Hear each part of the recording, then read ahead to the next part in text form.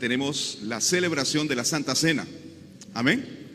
¿Ha venido usted con expectativa de participar de esta comunión íntima entre la iglesia, los creyentes y el Señor Jesucristo con su presencia espiritual prometida? Eso es un encuentro que hemos de tener después de este tiempo de compartir la palabra. Y lo que vamos a hacer ahora es abrir nuestras Biblias para tener la lectura de la palabra del Señor hoy. Y está en Juan capítulo 11. Vamos a mirar el Evangelio de San Juan, el capítulo 11. Y allí hay algunos versos que queremos comentar.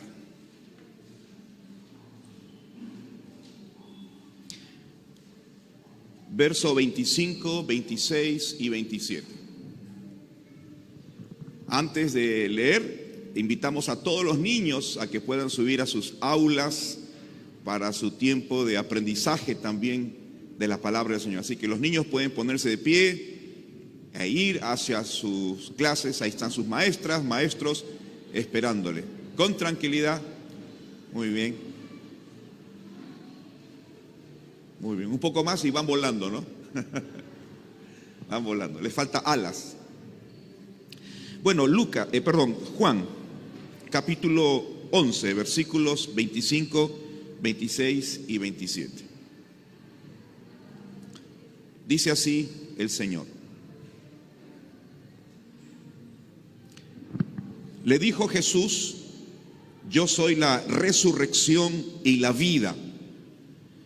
El que cree en mí, aunque esté muerto, vivirá. Todo aquel que vive y cree en mí no morirá eternamente. ¿Crees esto?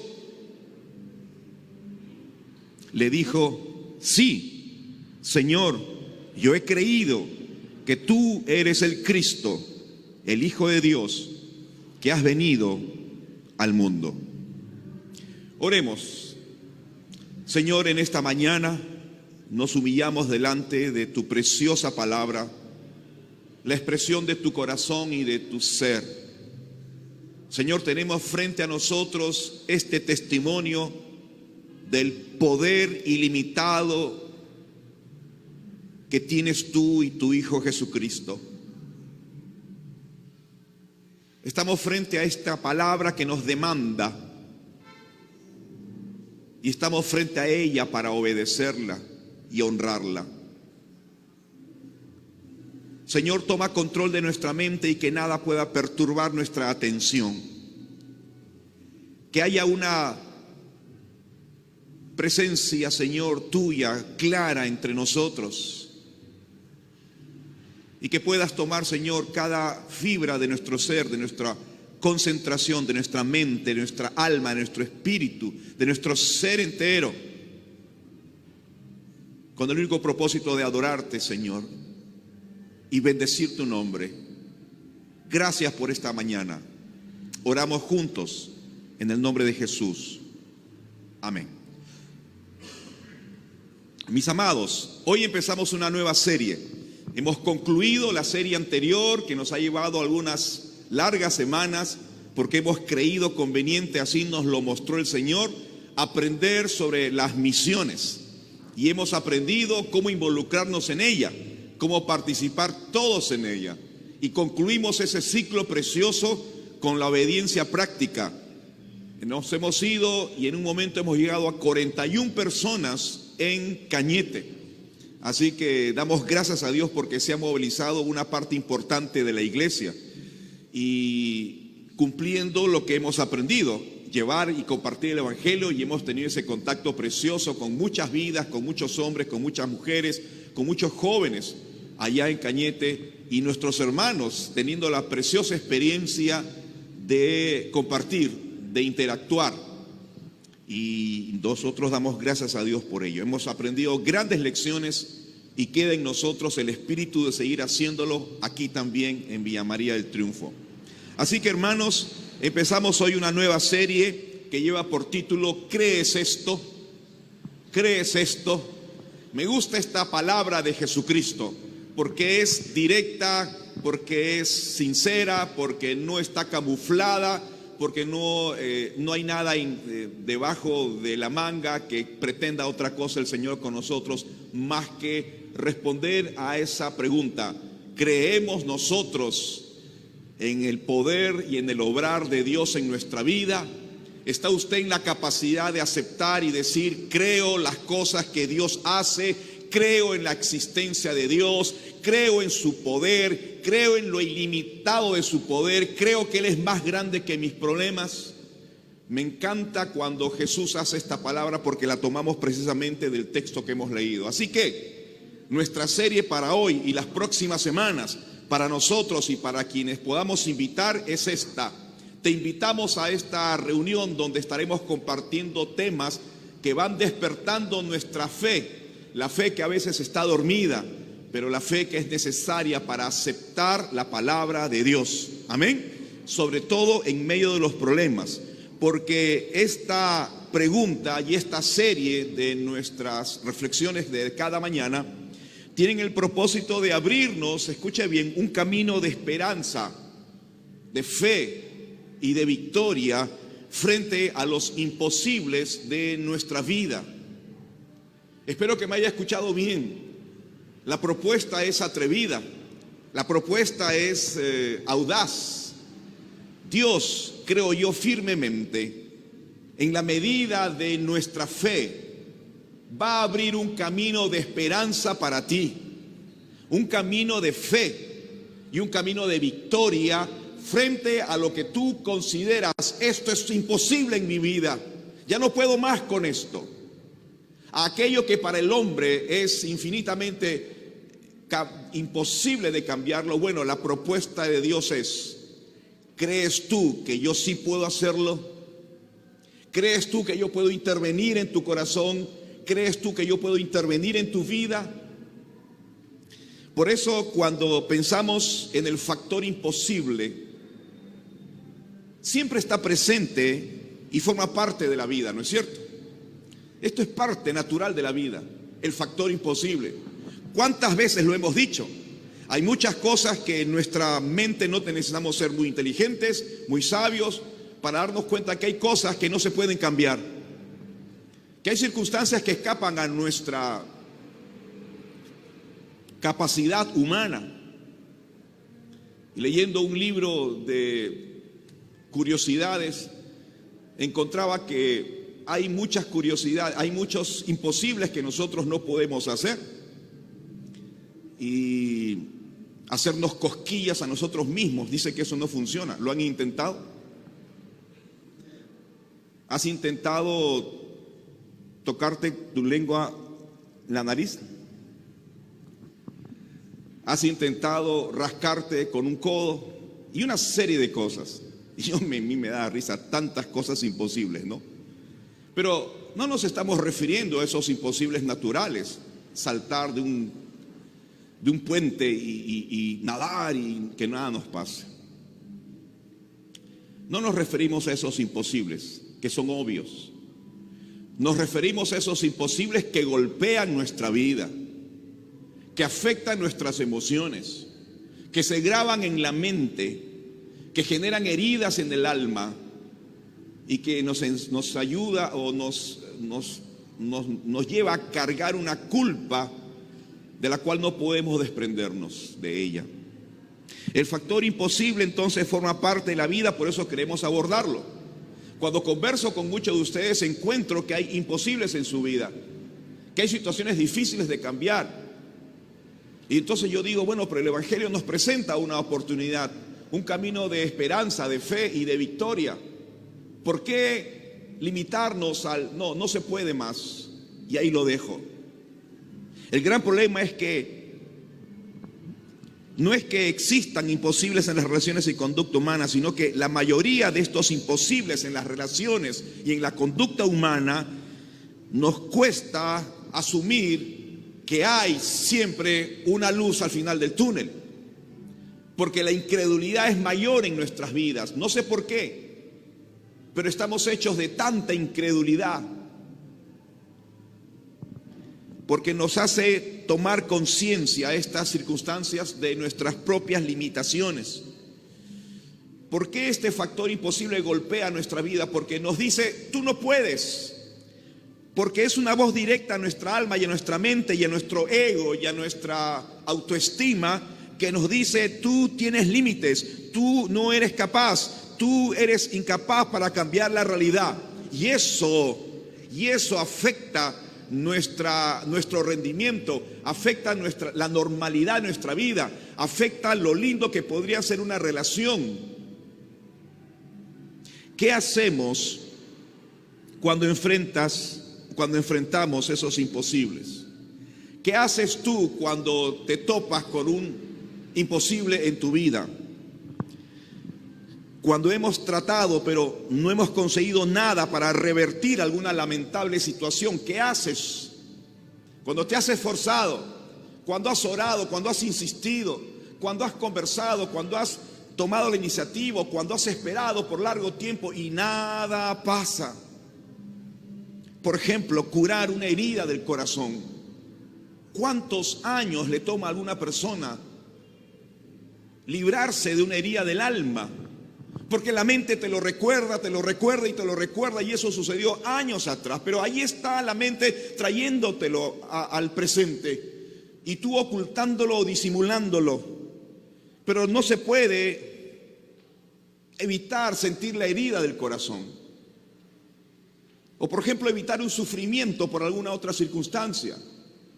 De repente no está en ti, pero está en una persona que tú amas. O esa persona que tú amas te ha afectado tanto, entonces te genera un sufrimiento. Y ese sufrimiento no lo puedes tú quitar de tu alma, de tu corazón. Te levantas, hay sonrisas, pero está el sufrimiento adentro. No les estoy hablando cosas de otro planeta, son cosas que nos pasan a nosotros cada día, ¿o no, mi hermano? Y entonces, ¿cómo evitamos ese sufrimiento? ¿O cómo podemos defendernos del dolor? Del dolor no solo de una herida en la piel, del dolor que golpea tu alma, tu confianza, tu esperanza, tus ganas de hacer las cosas. De pronto, ¡pa!, te golpea. Y entonces te duele. Y la pregunta es, ¿cómo podemos curar estas cosas de nuestra vida? Por eso tengo que preguntarte así a boca de jarro, ¿qué significa para ti un imposible?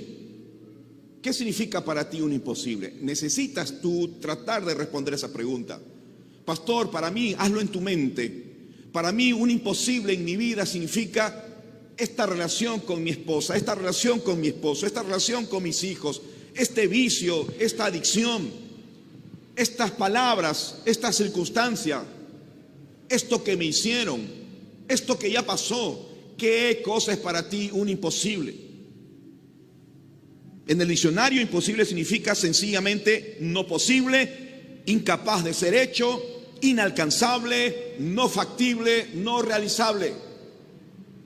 Por eso cuando estamos frente a un imposible, nuestra primera reacción normalmente es tomar el asunto en nuestras manos y rápidamente queremos resolverlo por nosotros mismos. Y entonces en ese afán, ¿qué sucede? Nada.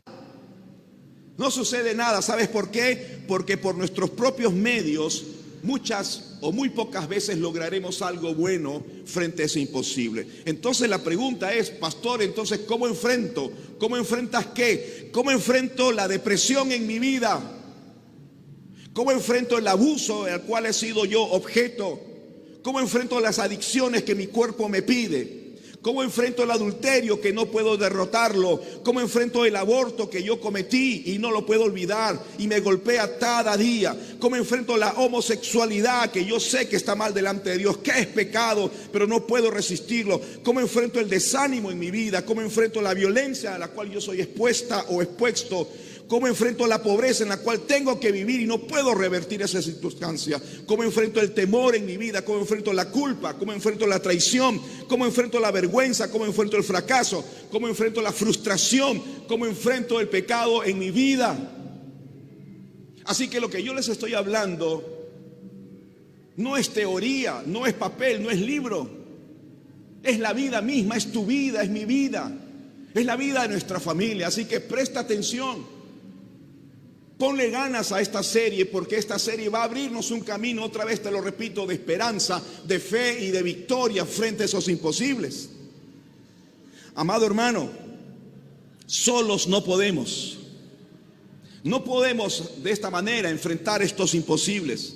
Sin embargo, cuando observamos la vida y esas circunstancias, préstame atención, cuando observas la vida y esas circunstancias en su perspectiva correcta, en la perspectiva adecuada, es decir, desde el poder de Dios, las cosas son diferentes.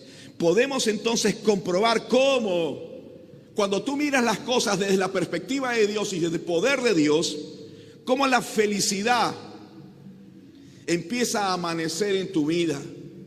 Tras una larga noche fría y oscura, empieza a amanecer la felicidad en tu vida, porque vienen los primeros rayos de que algo está cambiando en esa circunstancia. Por eso creo yo, como dice la Biblia, porque para Dios no hay nada imposible. Amén. ¿Cuántos dicen amén? Para Dios no hay nada imposible. Por eso cuando vemos ese imposible desde la perspectiva de Dios, entonces empieza a clarear en nuestra vida la esperanza, la fe y la victoria. Dijo el Señor en Jeremías 32:27. Cuando Jeremías enfrenta el imposible de poder convencer a su pueblo de que retorne a Dios y se aparte del pecado y de la idolatría, Jeremías solo, profeta de Dios, no puede convencerles. Su pueblo es terco, testarudo, no entiende, sigue con el pecado, sigue haciéndolo, sigue siendo infiel a Dios. El pueblo de Dios sigue siendo idólatra, olvidando al Dios creador, al Dios poderoso, al Dios de sus padres. Y entonces Jeremías siente la frustración. Jeremías siente un golpe en su alma y en sus emociones y en su ánimo. Y él dice, ¿qué clase de empresa es esta que estoy haciendo? Y entonces Dios se le aparece y le habla y le dice, he aquí que yo soy Jehová, Jeremías, Dios de toda carne.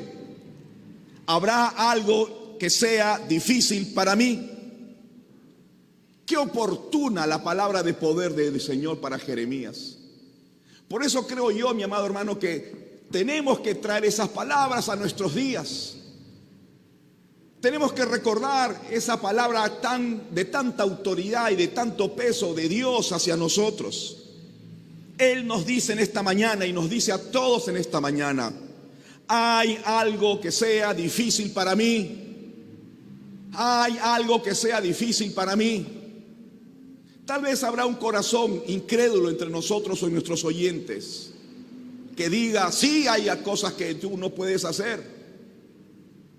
Pero yo creo que en esta mañana y en esta serie de estudios de cada mañana vamos a vislumbrar ese camino de esperanza, de fe y al final de victoria para nuestras vidas. ¿Por qué? Porque estaremos confrontándonos vez tras vez con el poder de Dios en nuestras vidas. Amén. Así que cuando te confrontas con el poder de Dios y descubres que no hay nada difícil para Él, la perspectiva entonces de tu problema y de tu imposible empieza a cambiar, porque ya no lo haces desde la perspectiva humana, sino desde la perspectiva de Dios. ¿Qué significa esto? Que se abre entonces este camino de esperanza, y quiero que empieces a andar por ese camino. Creyente de esta iglesia, creyente que nos escuche, usted tiene que andar por el camino de la esperanza en Dios, de la fe en Dios y de la victoria en Dios. Deje ya el camino de la derrota, deje ya el camino del fracaso y del lamento, porque usted tiene un Dios todopoderoso, un Dios que lo ama y puede hacer muchas cosas por usted. Amén. Así que cuando yo hablo de esto me emociono y no puedo dejar de recordar ese canto precioso, y de repente los más antiguos lo recordarán. Yo cantaba con todas mis fuerzas y todos mis pulmones y con lágrimas. No hay problema tan grande que Dios no lo resuelva. ¿Se acuerdan? No hay montaña tan alta que Dios mover no pueda. Y esa canción, cómo despertaba la fe. No hay problema tan grande que Dios no pueda enfrentarlo. No hay montaña tan alta que Dios no pueda moverlo. Así es nuestro Dios. Y ese es nuestro Dios que nos va a hablar ahora. Esta fue la lección, por tanto, que tuvieron que aprender Marta y María, protagonistas de nuestro pasaje en Lucas 11, que ha sido leído ahora, cuando enfrentaron su imposible. ¿Y cuál era su imposible, pastor, de Marta y María? Pues la muerte de su hermano. Para ellas, ese era su imposible. Y a la luz de esta experiencia, vamos a responder esta mañana cómo podemos enfrentar lo imposible en nuestras vidas. ¿Qué le parece? ¿Amén? ¿Cuántos desean hacerlo? Levante la mano. ¿Cuántos desean anotar ahí cómo enfrentar los imposibles de mi vida? Bueno, hay 5 momentos importantes en este proceso, ¿de acuerdo? Hay 5 momentos importantes, anótalo. El primero de ellos, de estos momentos importantes, es ver el imposible humano al cual se enfrentó. ¿Cuál es el imposible humano al cual se enfrentó? Versos 17 al 24, vamos a leer unos versos atrás. Usted lo puede leer en su Biblia o preste atención. Dice la historia en el relato de Lucas 11, del 17 hasta el 24. Vino pues Jesús y halló que hacía ya 4 días que Lázaro estaba en el sepulcro. Betania estaba cerca de Jerusalén, como a 15 estadios, más o menos 3 kilómetros de la capital, y muchos de los judíos habían venido a Marta y a María para consolarlas por su hermano. Entonces Marta, cuando oyó que Jesús venía, salió a encontrarle, pero María se quedó en casa. Y Marta dijo a Jesús: Señor, si hubieses estado aquí, mi hermano no habría muerto. Mas también sé ahora que todo lo que pidas a Dios, Dios te lo dará. Jesús le dijo: tu hermano resucitará. Marta le dijo: yo sé que resucitará en la resurrección en el día postrero. Pero ahora, ¿qué le está diciendo Marta al Señor? Pero ahora, Señor, ahora es imposible. Eso es lo que está diciéndole Marta. El Señor le está diciendo: Marta, tu hermano resucitará. Jesús, el Hijo de Dios, le está diciendo: Marta, tu hermano resucitará. Y Marta entonces dice: sí, yo sé que va a resucitar en el día postrero. Creía en la resurrección. Y en otras palabras estaba diciéndole: sí, pero ahora no. El imposible va a seguir en mi vida y en mi familia. Esa casa era una casa de duelo. Estaban en un velorio, en el velorio de su hermano, que había muerto hace 4 días. Lázaro estaba realmente muerto. Tantas visitas que llegaron a la casa corroboraban ¿qué cosa? El hecho de la realidad de la muerte de Lázaro. Lázaro estaba bien muerto. Y noten la derrota de Marta, creo yo, desde mi perspectiva, desde lo que leo. Señor, si hubieses estado aquí, mi hermano no habría muerto. Ahora, yo sé que eso no es una llamada de atención a Jesús, pero creo yo que hay ahí una expresión de: sí, Señor, pero es demasiado tarde ya ahora, ¿no? Ya nada puedo hacer. ¿Y cuántas veces, creo yo, pensamos de esta manera como Marta? Tenemos este pensamiento de Marta: este problema no lo soluciona nadie. Esto que estoy viviendo y pasando no lo cambia nada, es imposible. Ya está, ya todo terminó, ya dejémoslo ahí. Y entonces viene el conformismo, viene la renuncia, viene el pesimismo, viene la incredulidad y entonces empiezo a convivir con este lastre, ¿no? Que empiezo a jalarlo en mi vida y yo soy un hombre feliz y no eres una mujer feliz. ¿Por qué? Porque dentro del alma sabes que estás enfrentado a un imposible que no has podido solucionar. frente a lo imposible, mi amado hermano.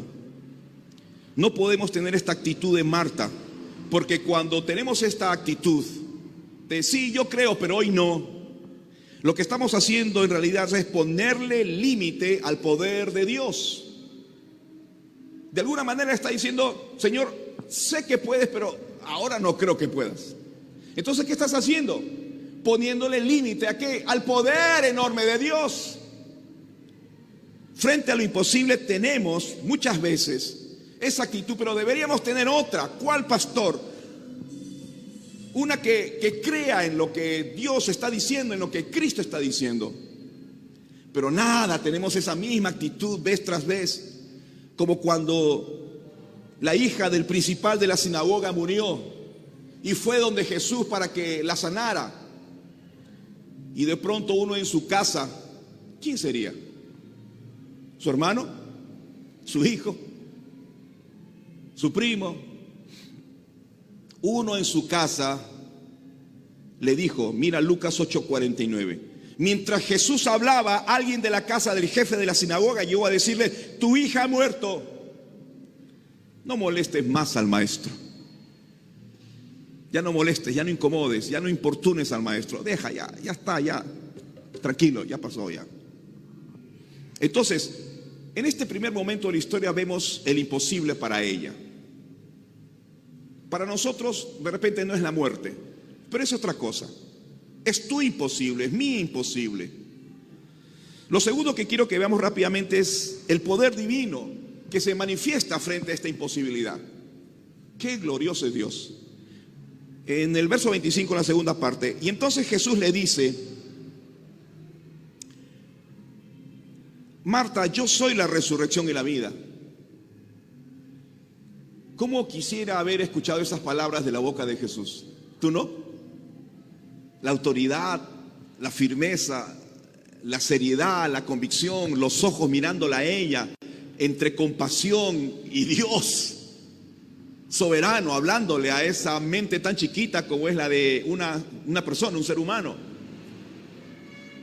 Marta, yo soy la resurrección y la vida. Había certeza, había autoridad en las palabras de Jesús y ella estaba escuchando. Y eso fue lo mismo que dijo Jesús en este otro caso cuando muere la hija del principal de la sinagoga. Cuando ella muere y uno de su casa, como hemos mencionado, le dice, ya no molestes más al maestro. ¿Qué cosa dice el Evangelio? Lucas 8:50. Cuando Jesús oyó esto, le dijo, no temas. Al padre de la niña, no temas. Tranquilo, estoy aquí junto a ti. Es el mismo espíritu que le dice a Marta, Marta, tranquila, tu hermano va a resucitar, yo estoy aquí. Pero no tenemos esa convicción cuando enfrentamos nuestro problema y nuestra imposibilidad y nuestro imposible. No sentimos que la voz de Dios o la voz de Cristo que nos dice, tranquilo, Vlado, yo estoy aquí. ¿No te das cuenta? Estoy aquí. Jesús sabía lo que estaba diciendo. ¿Cómo no vas a verlo? En Juan 5:21 están estas palabras que dice, porque así como el Padre, dice Jesús, levanta a los muertos, y ahí hay convicción porque Él es Dios, porque estaba con el Padre desde la eternidad. Así como el Padre levanta a los muertos y les da vida, así también el Hijo da vida a los que Él quiere. Por eso Jesús puede decirle a Marta, tu hermano va a resucitar. Y al padre de la hija que había muerto, no tengas temor. ¿Qué te está diciendo Jesús hoy? ¿Qué estás oyendo de las palabras del Señor hoy? Oye lo que Dios te está hablando. Despierta tu oído y escucha lo que Dios te está diciendo. No temas, ese imposible lo puedo revertir. Empieza a andar por el camino de la esperanza, de la fe, para que tengas la victoria. Lo tercero que quiero mostrarles en esta secuencia de cómo enfrentar los imposibles a la luz de Marta y María en Juan 11, es la perspectiva correcta. Pastor, ¿y entonces cómo lo hacemos? Bueno, una perspectiva. ¿Qué es una perspectiva? Una forma de ver la vida. Todos tenemos una forma de ver la vida. Y la correcta es la que se presenta aquí en el verso 25. El que cree en mí, dijo Jesús, aunque esté muerto, vivirá. Aquí estaba lo que ella debía ver y entender. No lo que tú estás viendo y entendiendo. ¿Qué veía ella y qué entendía ella? Que Lázaro ya había muerto hace 4 días, olía mal. Ya nada había pasado. Es más, había una vieja tradición que decía que hasta el 3er día estaba el espíritu ahí y que al 4.º día ya el espíritu estaba lejos y se iba hasta el más allá. Eso creían las viejas creencias de aquellos días. Así que si a eso le sumas esa convicción de las viejas costumbres y creencias, entonces para Marta veía que las cosas no iban a suceder, no iban a cambiar. Pero Jesús le estaba mostrando la correcta perspectiva, la forma correcta en que hay que ver las cosas, y eso nos lo está diciendo a nosotros también. Cuando la hija del principal de la sinagoga muere, ¿qué hace Jesús? Jesús también les enseña que hay que tener una correcta perspectiva. Cuando este hombre va donde el papá y dice, ya no molestes más al maestro. ¿Sabes cómo Jesús corrige la perspectiva en este hombre? Escucha con atención, voy a leerlo, escucha. Cuando Jesús oyó esto, o sea, esa llamada incrédula, ese contagio de incredulidad que a veces tiene gente a nuestro entorno. Cuando Jesús oyó esto, le dijo, no temas, solo debes creer y tu hija será sanada. Le estaba dando la correcta perspectiva. Entró Jesús en la casa y no dejó que nadie entrara con él excepto Pedro, Jacobo y Juan y los padres de la niña. Todos estaban llorando y se lamentaban por ella, pero él les dijo, no lloren, que no está muerta, sino solo está dormida. La gente se burlaba de Jesús. ¿Cómo podemos saberlo? Probablemente con unas risas que se oían ahí entre los ambientes. Probablemente el rostro de incredulidad de uno que estaba directamente mirando. Probablemente los murmullos atrás diciendo, ¿y qué pretende este? ¿Resucitarla? ¿Y qué cree? ¿Que va a cambiar esto imposible? Pero el Evangelio dice que ellos se estaban burlando. Así que cuando hay una correcta perspectiva que nos enseña Jesús y Dios, ¿qué puede pasar en tu entorno? Burlas. Gente que se va a burlar de ti y te va a decir, ¿estás creyendo? Y entonces aquí está la decisión de ti, de seguir escuchando al maestro o seguir escuchando las burlas.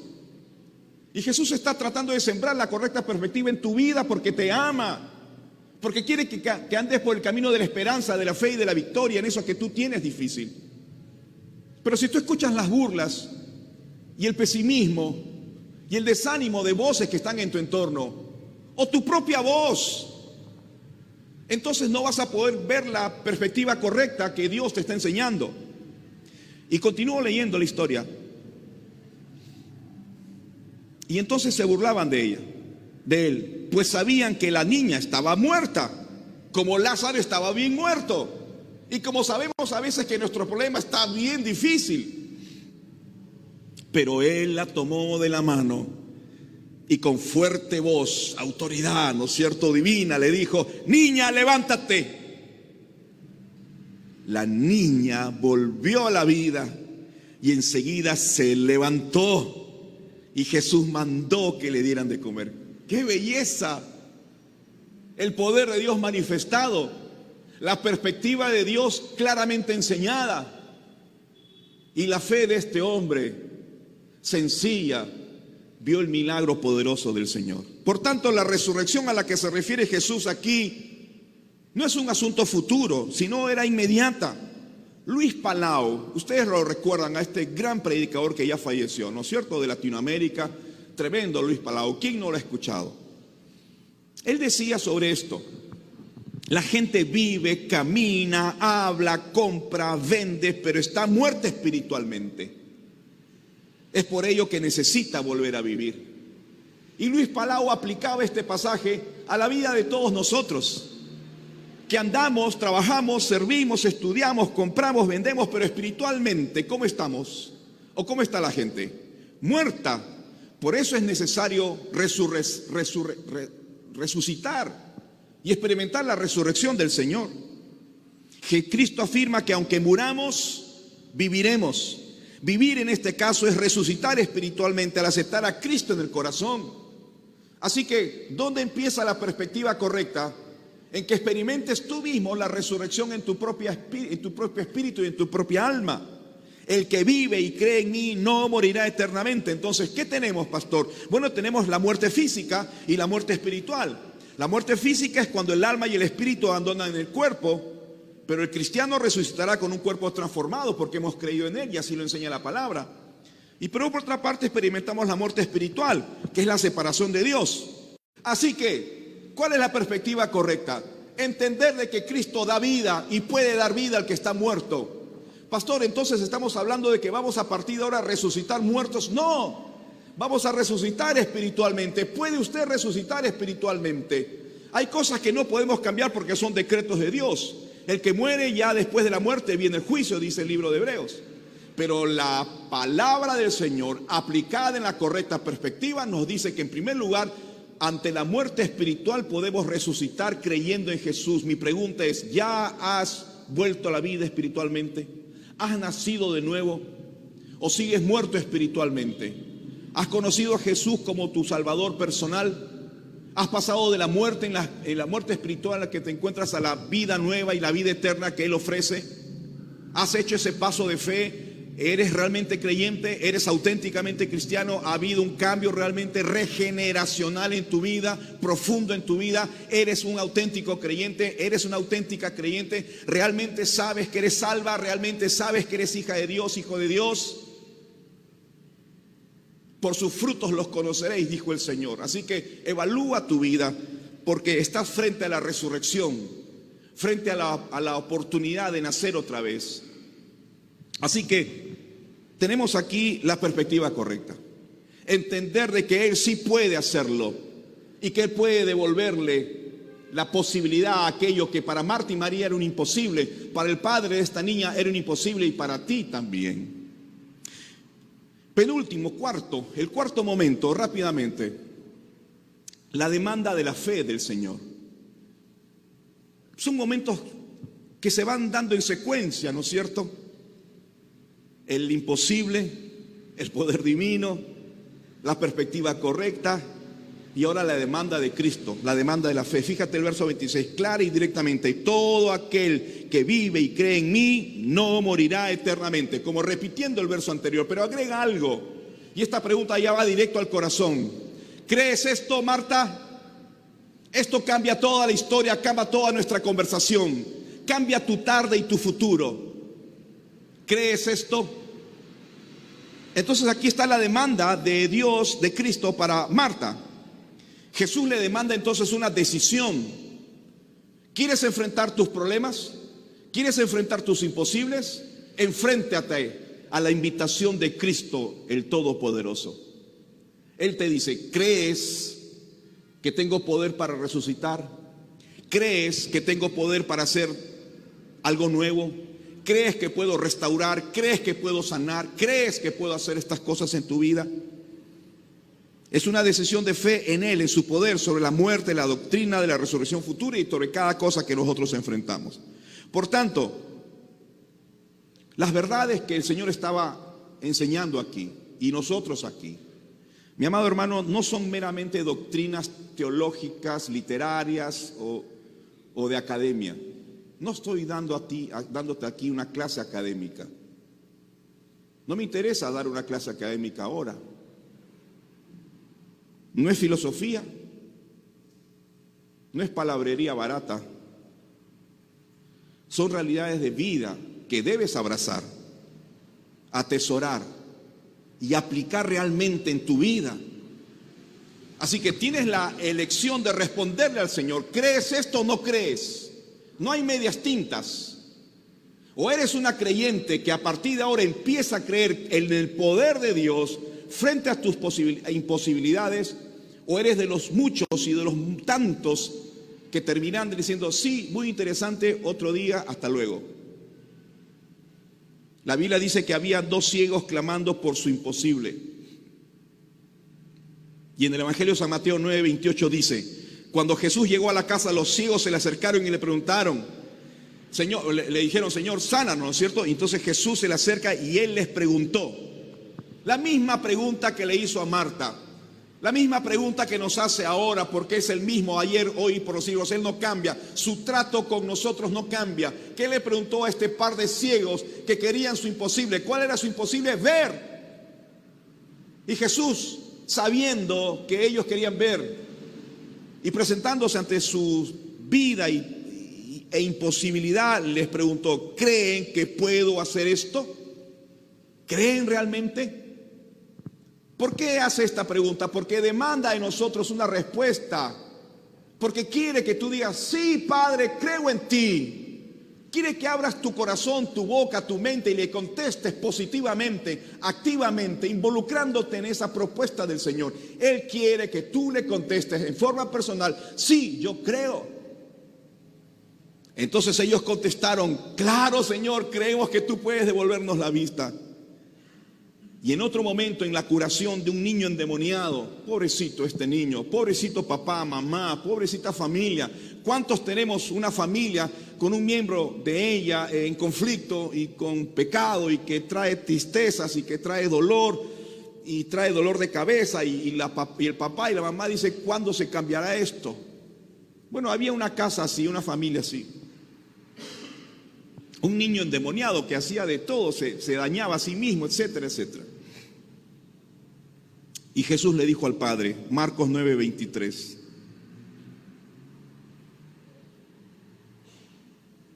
¿cómo que si puedes? Para quien cree, todo es posible. ¿Qué tal corrección de Jesús? ¿Cómo que si puedes? Señor, si tú puedes, ¿cómo que si puedo? No se trata de mí, no se trata de mi poder, no se trata de mi voluntad, se trata de ti, de que tú creas. Por eso le dice, para quien cree, todo es posible. La posibilidad del poder de Dios está disponible. Solo depende de que tú estires la mano de la fe y creas, y la ejerzas y la vivas. Porque para quien cree, ¿qué dice la Biblia? ¿Qué dice? Todo es posible. Gloria al Señor. Y termino con el quinto momento, que es la victoria sobre lo imposible. Verso 27, la preciosa respuesta de Marta en ese diálogo. Le dijo, sí, Señor, yo he creído que tú eres el Cristo, el Hijo de Dios, que has venido al mundo. Mire esa convicción de quién era Cristo para ella. El Cristo, el Mesías, el Hijo de Dios, el que ha venido a este mundo por nuestros pecados para salvarnos. La autoridad de Cristo entonces es la base de la fe de María. Por eso nuestra fe no está basada, no está apoyada en el aire. Nuestra fe está apoyada en la palabra de Dios, en los dichos de Dios, en el verbo de Dios, que es Cristo. Jesucristo desea entonces, y voy terminando, que abras tu alma, que abras tu corazón, que dejes tu incredulidad y que seas creyente en Jesús y experimentes su poder para vencer la muerte y para vencer tu imposibilidad. Seamos como el padre que rogaba por la liberación de su hijo, ¿no es cierto? En el Marcos 9:24. Al instante el padre clamó, sí, creo, pero ayúdame a superar mi incredulidad. Sí, creo, pero ayúdame a superar mi incredulidad. Si esa es tu oración, entonces el Señor va a responderte. Si tú eres honesto y dices, sí, yo creo en ti, pero ayúdame a no ser tan incrédulo, esa oración la va a escuchar el Señor. ¿Cuál es el propósito para terminar de todas estas señales milagrosas y poderosas en los escritos del Evangelio? Alguno dirá, pastor, entonces usted está predicando que todo se puede ahora, que todo se puede. ¿Sabes? Hay que hacerlo en la perspectiva correcta y en el marco de la voluntad de Dios. A eso nos estamos refiriendo. Y claramente Juan 20, 30 al 31 nos explica, por si alguno está pensando en otra cosa. Céntrate.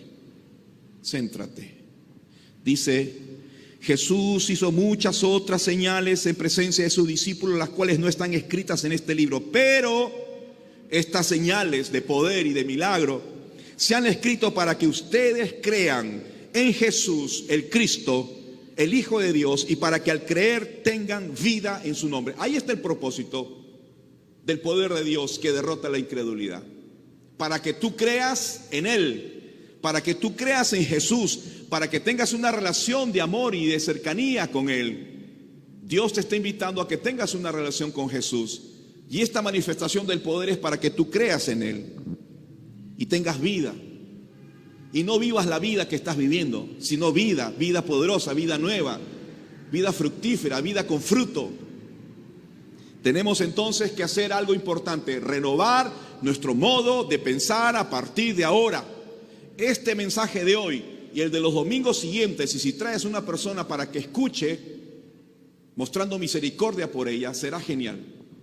A partir de ahora, lo que necesitamos hacer es renovar, y lo que vamos a ir haciendo domingo tras domingo es renovando.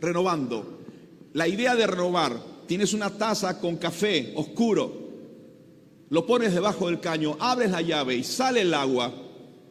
¿Y qué va a hacer? Va a renovar esa agua oscura y la va a botar y la va a eliminar, y va a terminar por quedar agua limpia, blanca, pura. Vamos a ir renovando nuestra mente domingo tras domingo. Vamos a ir renovando nuestra forma de pensar domingo tras domingo. Vamos a ir renovando nuestra perspectiva de ver el poder de Dios y ver nuestros imposibles.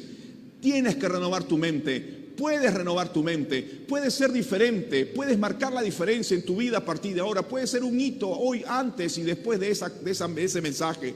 Dios puede hacerlo a través de tu vida, siempre y cuando hagas lo que Pablo aconseja en Romanos 12:2. ¿Qué tengo que hacer, pastor? Renueva tu modo de pensar. ¿Cómo? No te conformes a este siglo, ni a lo que piensan los que se burlan, ni a lo que piensan los que no creen.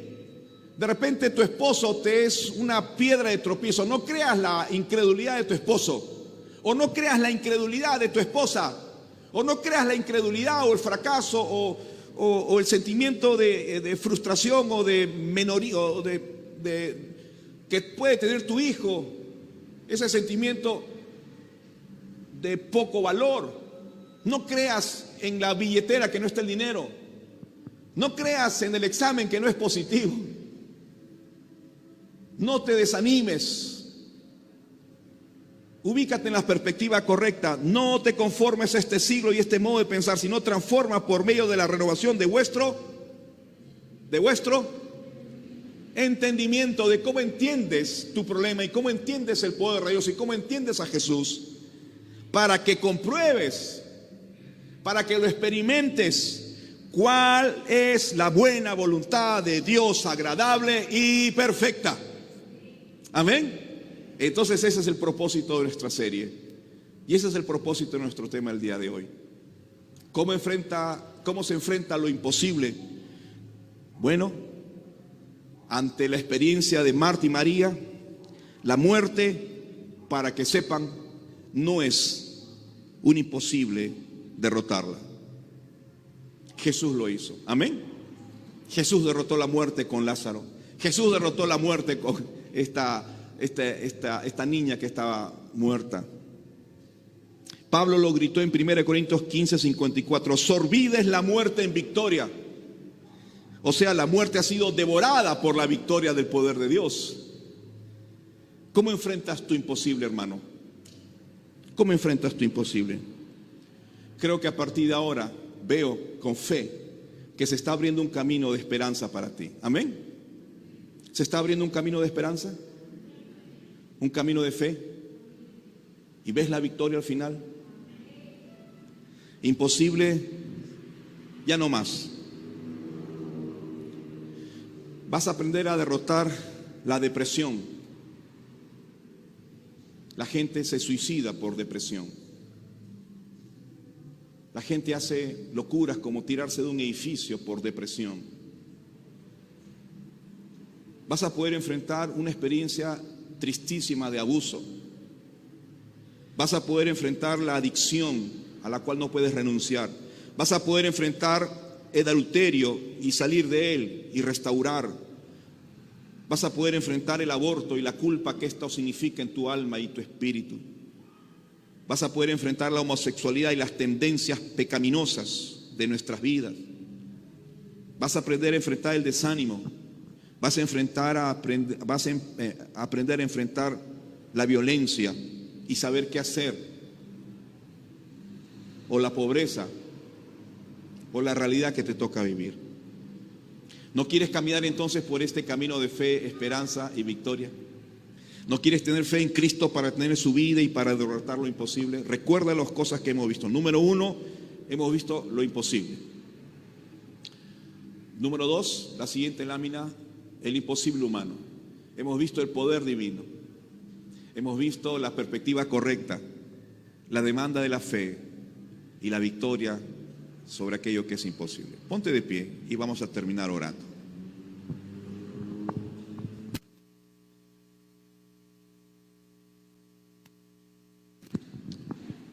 Ha sido un poco largo, pero ha sido nuestra introducción.